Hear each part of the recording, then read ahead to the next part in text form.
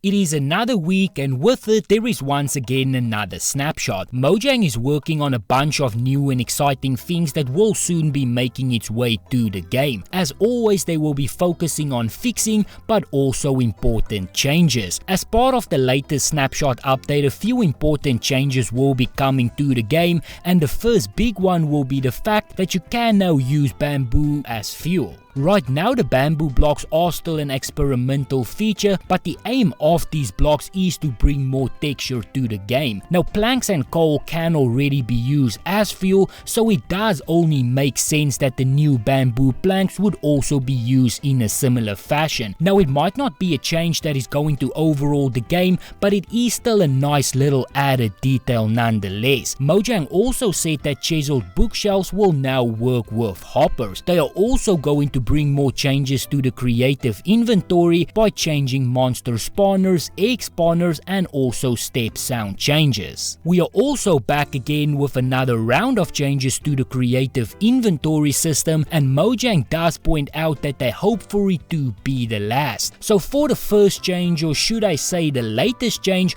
operator only blocks and items will be moved over and can now be found in the redstone tab, but only if you have the required permission. The new functional block tab is also going to be adding a bunch of new things. Tinted glass can be very functional, and as such it will now be placed under this tab. The same can be said for beehives though, although I'm not too sure why they decided to move that one. Now pressure plates are definitely functional, and they will also be reordered under this tab, so now you will be able to find them much more easily. Now I have seen a few comments from people who are not too pleased about these latest changes that Mojang has decided to make to the inventory system, but in all honesty I do think that it was about time that they move a few things around. It has been a while since they made any real changes to the inventory system, although so many new blocks have been added. It was clear that with so many new blocks things just could not stay the same. The old inventory system was designed to cater to half the number of blocks, so with all of these new additions, this update could not have come at a better time.